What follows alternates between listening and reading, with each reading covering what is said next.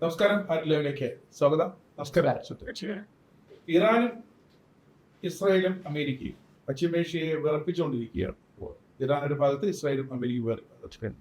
അതിനു മുമ്പാണ് ഇസ്രായേൽ സൈന്യം ഇടപെട്ട് ഫലസ്തീനെ, അതായത് ഒരു വംശത്തിന്റെ വേരിറക്കുക എന്ന ലക്ഷ്യത്തോടെ ഒരു വംശഹത്യ തന്നെ അവരോട് നടത്തിക്കൊണ്ടിരുന്നത്. അതിൽ ഒരു ഘട്ടത്തിൽ ഇപ്പോൾ ഇറാനിലെ വിഷയം ഇസ്രായേൽ അങ്ങോട്ട് ശ്രദ്ധ കേന്ദ്രീകരിക്കുകയും, അതെ, തൊട്ട് പിന്നാലെയാണ് പാകിസ്ഥാനിലെ മനുഷ്യാവകാശ ലംഘനങ്ങൾ. പാക് ഒക്കുപൈഡ് കാശ്മീർ, അവർക്കൊരു പ്രതിനിധിയുണ്ട് യുഎന്നിൽ. അവർ ഇന്ത്യയിലേക്ക് അവതരിക്കണമെന്ന് ആവശ്യപ്പെടുന്നു. മനുഷ്യാവകാശ സംഘടന പ്രക്ഷോഭത്തിലാണ്. അതുപോലെ തന്നെ ബലൂചിസ്ഥാനിലെ ജനങ്ങൾ അവർ സ്വാതന്ത്ര്യം പ്രഖ്യാപിച്ചു കഴിഞ്ഞു. അങ്ങനെ പല ഘടകങ്ങൾ പാകിസ്ഥാനിൽ സൈന്യം നടത്തുന്ന മനുഷ്യത്വരഹിതമായ ആക്രമണം. അതുപോലെ തന്നെയാണ് മറ്റ് പല പ്രദേശങ്ങളിൽ, ലോകത്തിന്റെ പല ഭാഗങ്ങളിലും. ഇതൊക്കെ നടക്കുമ്പോൾ റഷ്യയും ഉക്രൈനും തമ്മിൽ 4 വർഷം ഇതിലൊന്നും ഇടപെട്ട് സമാധാനപരമായ ഒരു സൊല്യൂഷൻ കണ്ടെത്താൻ സാധിക്കാത്ത ഒരു സ്ഥാപനമായ UN ഐക്യരാഷ്ട്ര സംഘടനയാണ്. അവരിപ്പോൾ നമ്മൾ ഇന്ത്യയുടെ ആഭ്യന്തര കാര്യങ്ങളിൽ കടുത്ത രീതിയിൽ ഇടപെടാൻ ശ്രമിച്ചുകൊണ്ടിരിക്കുകയാണ്. ഈ ആഭ്യന്തര കാര്യങ്ങളിലെ പരമാധികാര തീരുമാനമൊക്കെ ആ രാജ്യത്തിന്റെ പരമാധികാരമാണ്. ഇതുപോലെ ഒരു യൂറോപ്യൻ രാജ്യത്തിന്റെയും പരമാധികാരത്തിൽ UN ഇടപെട്ട് കണ്ടിടത്തില്ല. അതുകൊണ്ട് തന്നെ അമേരിക്ക അവിടെ പണ്ടെല്ലാം കട്ട് ചെയ്ത് പരമാധികാരം $1 പോലും, $1 പോലും ഇപ്പോൾ കൊടുക്കുന്നില്ലല്ലോ. ഈ മറ്റു രാജ്യങ്ങളിൽ പറഞ്ഞ് അമേരിക്കയുടെ ഫണ്ടിങ്ങിലായിരുന്നു നിന്നുകൊണ്ടിരുന്നത്. ഇപ്പോഴിതാ അവിടുത്തെ ഈ പരമ്പരാഗതമായ ഈ ഗോത്ര വിഭാഗങ്ങൾ ഇവരുടെയൊക്കെ സംരക്ഷണത്തിനായി എന്ന് പറയുന്ന ഈ ഒരു സമിതിയുണ്ട്. ഈ സമിതി ഇപ്പോൾ ഒരു റിപ്പോർട്ടുമായി വന്നിരിക്കുകയാണ്. ഇന്ത്യക്കെതിരെ നിന്നിരിക്കുകയാണ്. ഇതുപോലെ തന്നെയാണ് ആസിഫ് മുഹമ്മദ് എന്ന ഒരു പാകിസ്ഥാനി ചെയർമാനായ അമേരിക്കയിലെ ഇന്റർനാഷണൽ റിലീജിയസ് ഫ്രീഡം കമ്മീഷന്റെ ആ കമ്മീഷൻ നമ്മുടെ മോഹൻ ഭാജിക്കെതിരെ രംഗത്ത്. ഇതിലൊക്കെ നമ്മുടെ രാഹുൽ ഗാന്ധിയുടെ പ്രതിപക്ഷ നേതാവിന്റെ പങ്കുണ്ടെന്ന വ്യക്തമായ സൂചന ഉണ്ട്. അമേരിക്കൻ ഡീപ് സ്റ്റേറ്റ് ഇതിലൊക്കെ പിന്നിൽ പ്രവർത്തിക്കുന്നതിന്റെ എഞ്ചിൻ, വെള്ളവും വളവും നൽകുന്നത് അമേരിക്കൻ ഡീപ് സ്റ്റേറ്റ് ആണെന്നും അതിന് അവർക്കുള്ള വിവരങ്ങൾ ലഭിക്കുന്നത് പ്രതിപക്ഷം രാഹുൽ ഗാന്ധി വഴിയാണെന്നൊക്കെയുള്ള വിവരങ്ങൾ നമ്മുടെ രാഷ്ട്രീയ നേതാക്കൾ പരസ്യമായി പോലീസ് പറഞ്ഞുകൊണ്ടേയിരിക്കും. ഇപ്പോൾ ശരിക്കും UN ഇന്ത്യയുടെ പരമാധികാരത്തിൽ കടന്നു കയറാൻ അവർക്ക് എന്ത് അധികാരമാണുള്ളത്? ചോദിച്ചത് വലിയൊരു ചോദ്യമാണ്. പക്ഷേ പറഞ്ഞതിൽ എനിക്കൊരു ചെറിയ തിരുത്തുണ്ട്. ഈ രാഹുൽ ഗാന്ധി ഡീപ് സ്റ്റേറ്റിനെ കൊണ്ട് ചെയ്യിക്കുന്നു എന്നുള്ളതാണോ, ഡീപ് സ്റ്റേറ്റ് രാഹുൽ ഗാന്ധിയെ കൊണ്ട് ഇതൊക്കെ ചെയ്യിക്കുന്നു? ആ ചോദ്യം വളരെ ശക്തമായിട്ട് ഉയരുന്നു. ഇരിക്കട്ടെ.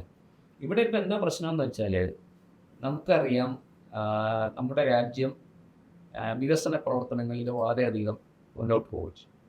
അപ്പോൾ നമ്മൾ പല നേട്ടങ്ങൾ കൈവരിക്കുന്നു, സാമ്പത്തികമായ അഭിവൃദ്ധിയിലേക്ക് വരുന്നു. നമ്മുടെ GDP വളർച്ച ഒക്കെ എല്ലാം പഴയതിനേക്കാൾ കഴിഞ്ഞ 12-13 വർഷമായിട്ട് നമ്മൾ മുന്നിലാണ്. അത് ഇന്നലെ തുടങ്ങിയതല്ല. 1991 ശേഷം നരസിംഹറാവു സർക്കാരിൻ്റെ കാലം തൊട്ട് നമ്മൾ മുന്നോട്ടാണ്. നമ്മളങ്ങനെ പിന്നോട്ട് പോയിട്ടില്ല. ലോകത്ത് സാമ്പത്തിക പ്രതിസന്ധി വന്നപ്പോൾ പോലും ഇവിടെ ഡോക്ടർ മൻമോഹൻ സിംഗ് ഭരിച്ചുകൊണ്ടിരുന്ന കാലത്താണ് സാമ്പത്തിക പ്രതിസന്ധി രൂക്ഷമായിരുന്നു, 2008-2009 കാലത്ത്. പക്ഷേ ഭാരതം പിടിച്ചു നിന്നു. അതിന് കാരണം 91 മുതൽ നമ്മളെ പിന്തുടർന്നു വരുന്ന സാമ്പത്തിക നയമാണ്. സ്വദേശീവൽക്കരണത്തെ മുറുകെ പിടിച്ചുകൊണ്ട് നമ്മൾ മുന്നോട്ട് പോയ വികസന പ്രവർത്തനങ്ങളുമായിട്ട് നമ്മൾ മുന്നോട്ട് പോയതായി ഞാൻ അതൊന്നുമല്ല വിശദീകരിക്കാൻ ആഗ്രഹിക്കും. അപ്പം അങ്ങനെ ആ വികസന പ്രവർത്തനങ്ങൾ ഇപ്പോൾ വന്നു നിൽക്കുന്നത് നമ്മൾ ആൻഡമാൻ നിക്കോബാർ ഐലൻഡിലെ ഗ്രേറ്റ് നിക്കോബാർ ഐലൻഡ് എന്ന് പറഞ്ഞ ഒരു ദ്വീപുണ്ട്. അവിടെ നമ്മളൊരു വലിയ നേവൽ ബേസ്, ഒരു നാവിക താവളം നമ്മൾ നിർമ്മിക്കാൻ തീരുമാനിച്ചു. അതുമായിട്ട് ഇന്ത്യ മുന്നോട്ട് വരും. ആദ്യം അതിനെതിരെ രംഗത്ത് വന്നതാരാ? അല്ല, രാഹുലിൻ്റെ അമ്മ സോണിയയാണ് ആദ്യമായിട്ട് അതിനെക്കുറിച്ച് ഒരു പത്രത്തിൽ ലേഖനം എഴുതി. പിന്നെയാണ് രാഹുല് അതുമായിട്ട് ഏറ്റുപിടിച്ചു വന്ന് മുങ്ങാൻകുഴിയിട്ട് നോക്കി അവിടെ മരത്തിന്റെ ഇടയ്ക്ക് നിന്ന് ഫോട്ടോ ഒക്കെ എടുത്ത് പശ്ചിമ ബംഗാളിൽ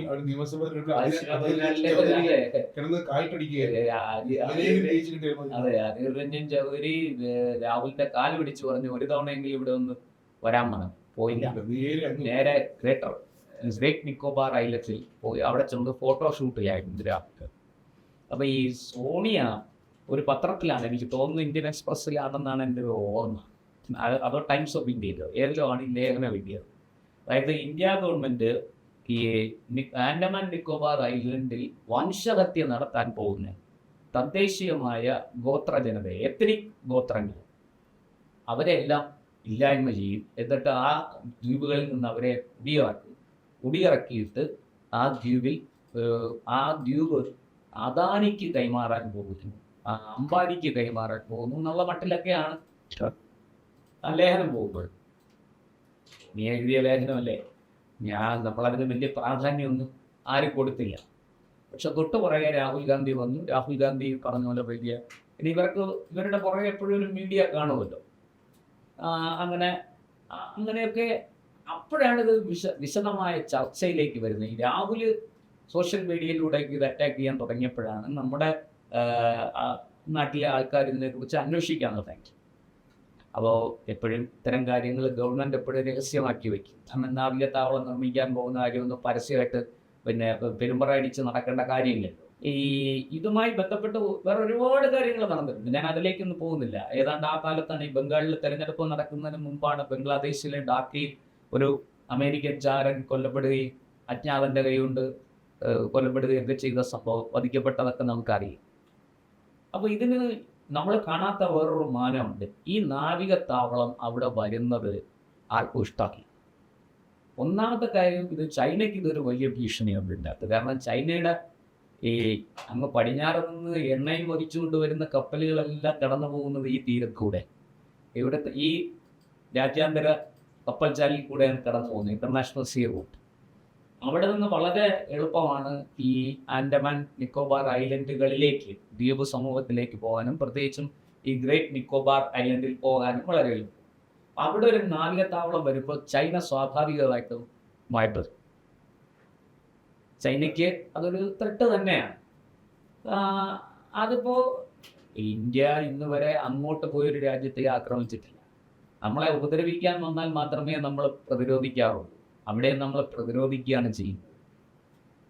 എന്തായാലും ചൈനയും ഇന്ത്യയും തമ്മിൽ അതിനെക്കുറിച്ചൊരു ചർച്ച നടത്തി അക്കാര്യത്തിൽ ഒരു സമവായം ഉണ്ടാക്കും എന്നുള്ള കാര്യത്തിൽ തീർച്ചയാണ്. നമ്മൾ അങ്ങോട്ട് പോയി ആരെയും നമ്മൾ ഉപദ്രവിക്കാറുണ്ട്.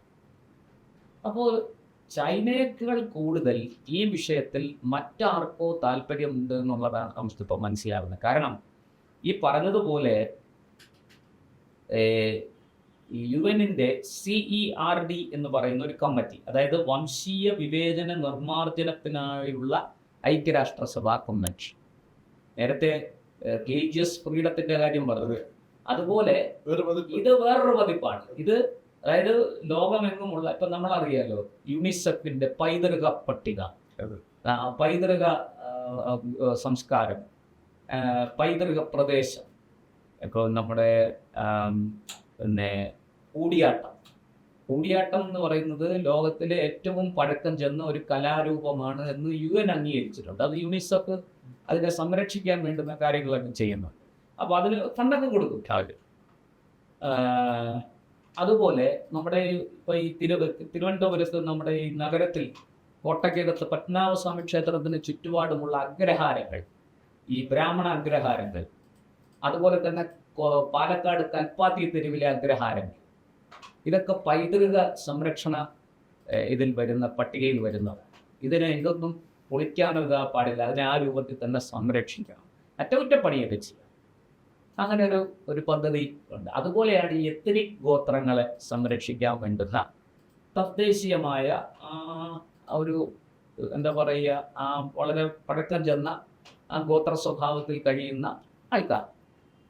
അപ്പോൾ അവിടെ ഈ ഗ്രേറ്റ് നിക്കോബാർ ഐലൻഡിൽ അങ്ങനെ ഒരു 80 കുടുംബങ്ങൾ അവശേഷിക്കും.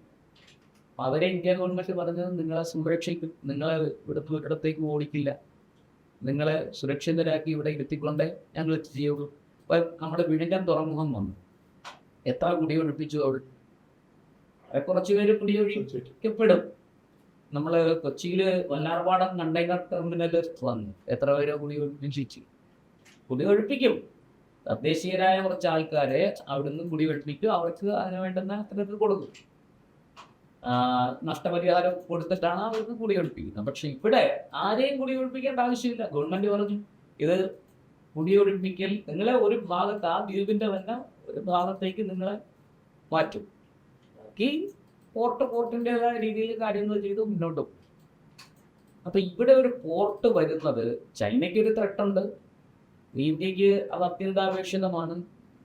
പിന്നെ അതിനകത്ത് ആരാണ് ഇടപെടുന്നത്? ഈ രാഹുലും സോണിയയും ഐക്യരാഷ്ട്രസഭ ഇങ്ങനെ വരണമെങ്കിൽ അതിന്റെ പുറകിൽ അമേരിക്കൻ ഡീപ്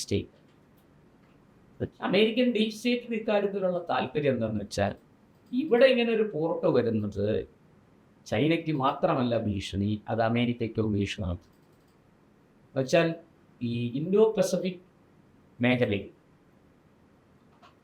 ഒരു വലിയ സമുദ്ര ശക്തിയാകാൻ ഇന്ത്യ തീരുമാനിച്ചിരിക്കുന്നു എന്നുള്ളതാണ്.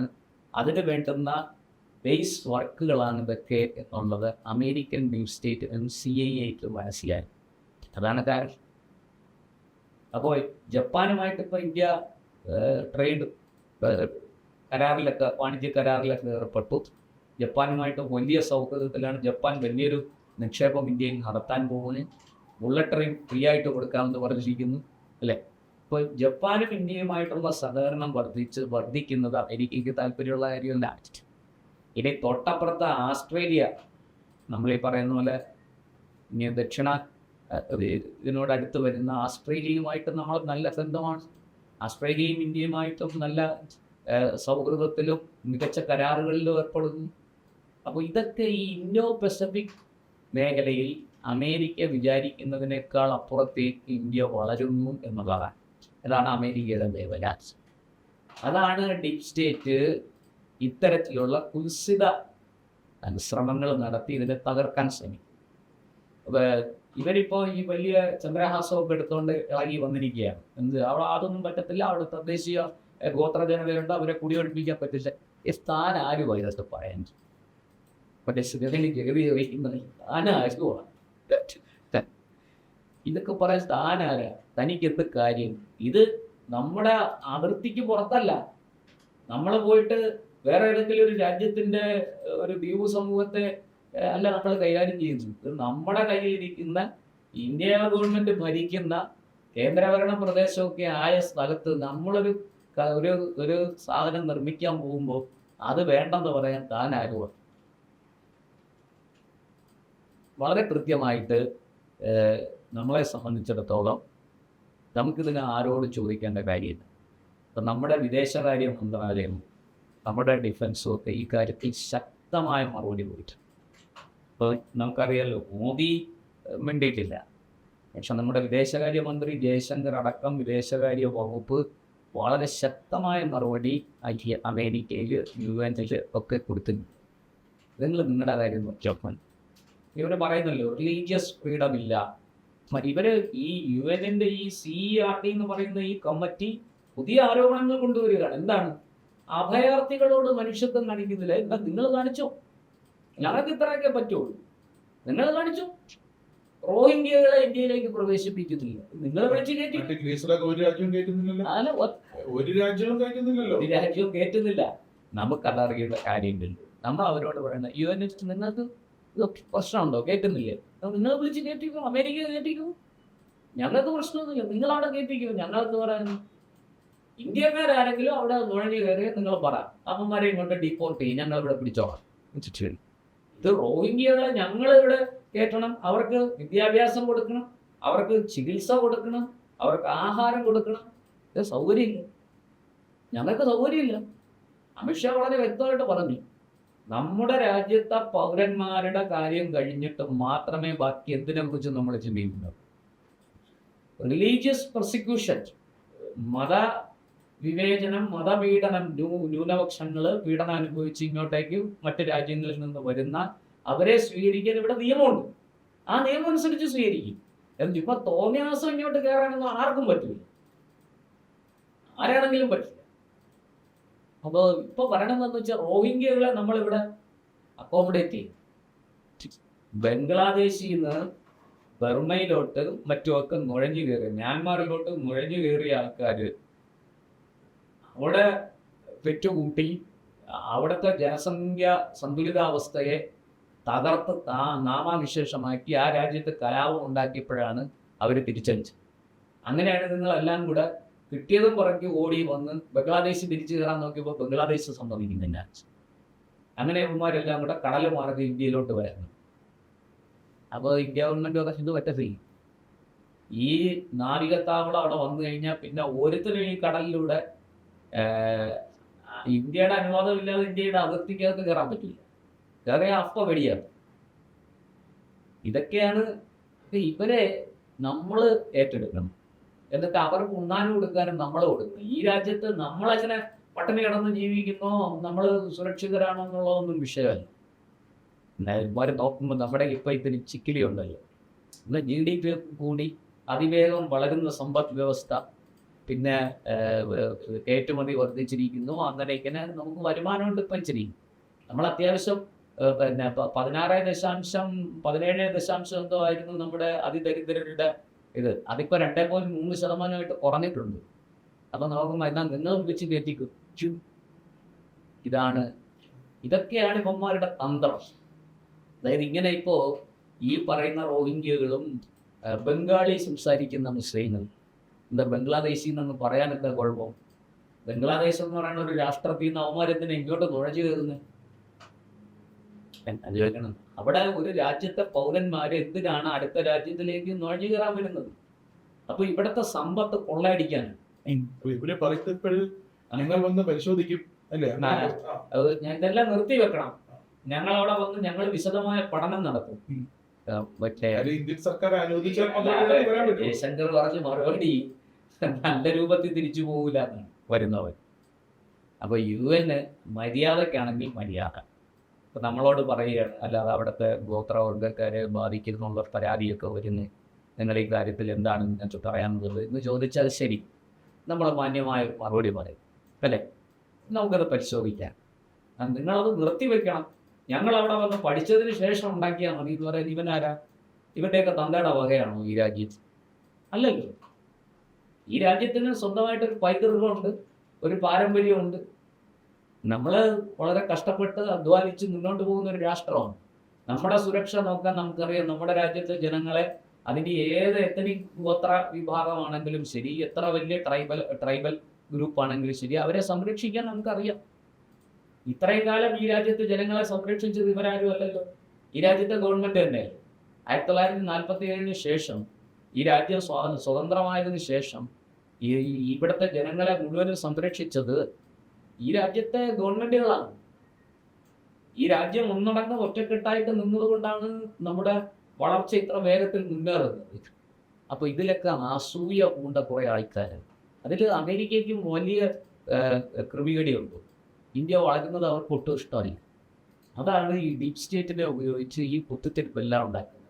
അതിന് കൂട്ടു നിൽക്കുന്നത് നമ്മുടെ രാജ്യത്തെ പ്രതിപക്ഷ കക്ഷിയാണെന്നുള്ളതാണ് ഏറ്റവും വലിയ ദുരന്തം.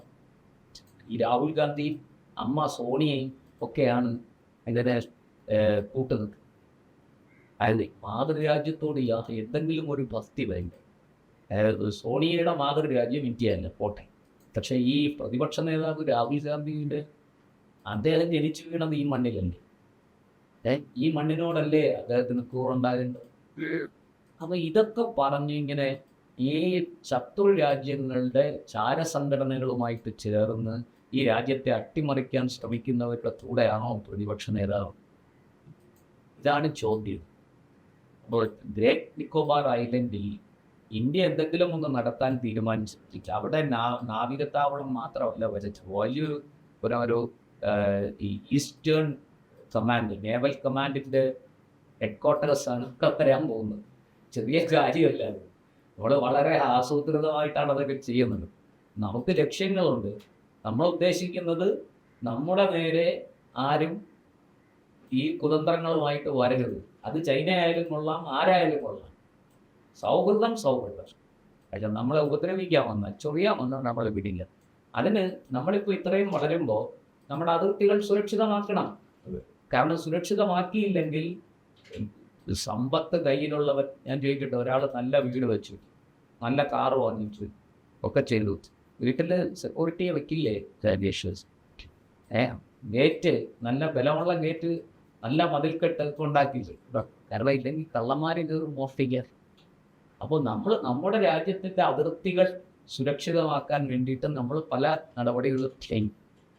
അത് മറ്റേ എത്നിക് ഗോത്ര വിഭാഗത്തിൻ്റെ വംശഹത്യ നടത്തുന്നു എന്നൊക്കെ പറഞ്ഞ് വന്നാൽ അതിൻ്റെ പേരിൽ ഈ പദ്ധതികൾ നിർത്തിവെക്കാൻ ഇന്ത്യ തയ്യാറാണ്. നമ്മുടെ നേതാക്കൾ വളരെ കൃത്യമായ മറുപടി കൊടുത്തു. നമ്മുടെ വിദേശകാര്യ വകുപ്പ് വളരെ കൃത്യമായ മറുപടി കൊടുത്തിട്ടുണ്ട്. ആ വെള്ളം അങ്ങ് വാങ്ങി വെച്ചേരെ, അത് ഇങ്ങോട്ട് എടുക്കണ്ട, ഇവിടെ തിളപ്പിക്കാൻ നോക്കണ്ട, തിളക്കില്ല. ഞങ്ങളുടെ ഇതുമായിട്ട് മുന്നോട്ട് പോകും. അനാവശ്യമായി നമ്മുടെ മണ്ടയ്ക്ക് കയറാൻ വരും. അത് വളരെ കൃത്യമായിട്ട് പറഞ്ഞിട്ടുണ്ട്. എന്തായാലും പ്രോജക്റ്റുമായിട്ട് ഇന്ത്യ മുന്നോട്ട് പോകും. അതിന് അകത്തുനിന്നാണെങ്കിലും പുറത്തുനിന്നാണെങ്കിലും ശരി, ആരെതിർത്താലും അക്കാര്യത്തിൽ ഒരു മാറ്റവുമില്ല എന്ന് നമ്മുടെ വിദേശകാര്യ വകുപ്പ് വളരെ വ്യക്തമായിട്ട് UN-നോടും അമേരിക്കൻ ചീഫ് സ്റ്റേറ്റിനോടും വിശിഷ്യ രാഹുൽ ഗാന്ധിയോടും ഒക്കെ മറുപടി